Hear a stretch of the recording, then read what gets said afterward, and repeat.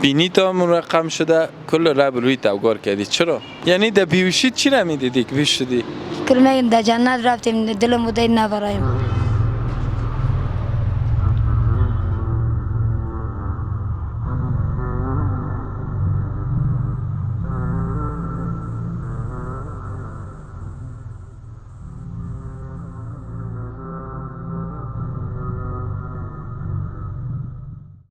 خوب است قندولک چیکار میکنی اینجا؟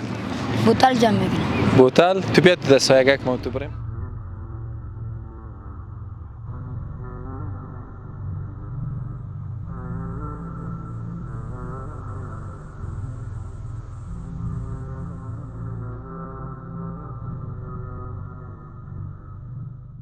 سلام برسه خوب هستی قندولک؟ جور باش بخیر باشی. نامه چی است؟ عبدالمبین. عبدالمبین جان این چی کلو چی را جمع کردی؟ چی است کلو بوتلا را؟ مفروشی؟ مفروشم. خب این کل زیر که بفروش چند؟ این همه قدر پر؟ میاره بفروشیم یک 30-40 با. چی میگی؟ روز چند کار میکنی؟ روز 100 روپا یا کنیم 100 کار میکنم. بازی مشکلات خانی تا حل میکنه؟ نه. چند نفر سنده فامیل؟ فامیل 9 نفر. 9 نفر هستین؟ خودت کار میکنی خلاص؟ خودم کار. خانه تان کجاست؟ خانه ما شهدا. شهدای صالحین؟ خب این از تو اینجا پای پیاده 2-3 ساعت میایی؟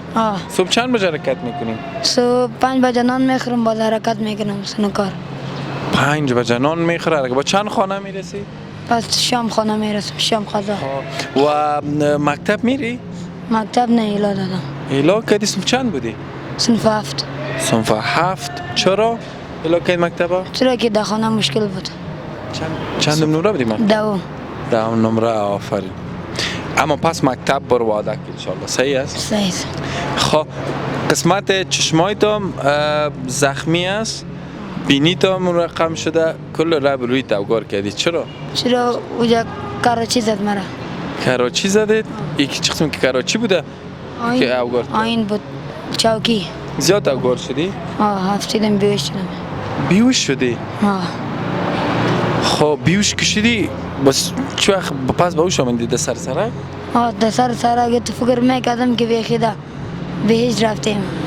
در بهشت رفتی؟ یعنی در بیوشید چی را میدیدی که بیوش شدی؟ کلمه در جنت رفتیم دلم بوده نبرایم.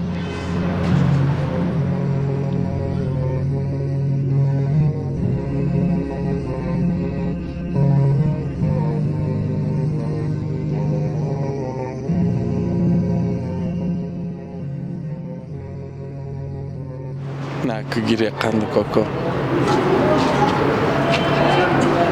زیاد مشکلات تحمل میکنی؟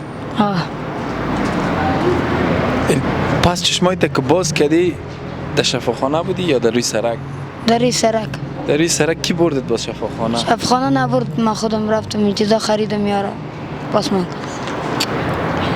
خدام صحیح عیف بینی مقبولت نکرد صحیح پاسمان هم کنه اینه میگه وقتی که منم کراچی شدید زد از حال رفتم و فکر کردم در بهشت است میخواستم که هیچ پس نبیم و این نشان دهنده اوج مشکلات و درد است که انسان تحمل میکنه که با چند ثانیه اگر شده همو درد انسان از پیش رهایی پیدا کنه. خدا مشکلات حل کنه شما در کنارت هستیم. فقط یک چیز دیگر میخواستم پرسان کنم چون برای من قضیه جالب تمام شد. گفتی در بهشت چی را میدیدی؟ چی بود در چهار بغلت در بهشت؟ میوه ای چیزا بود. میوه درختای سبز منطقه. باشه خدا مشکلات حل کنه. اگر کسی پیدا شه خودت کمک کنه مکتب میری؟ درس میخونی؟ مدرسه. خب و از صنف 7 به بعد پیش میری بخیر؟ بخیر. بخیر انشالله. آرزوی بزرگ زندگیت چی است؟ دل من از قاری بشم. قاری قرآن شوی؟ خب بعد از اینکه بخیر حافظ قرآن شدی دیگه آرزوی زندگیت چیست؟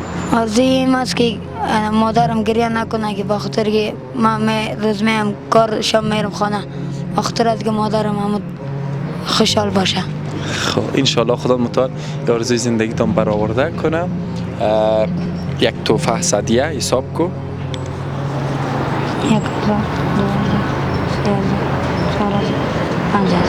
5000 و خیر استفاده کنی. انشالله ما دوستام سهم میگیره کوشش میگیریم که بر دائمی کمک کنیم از درست است؟ فرق باشی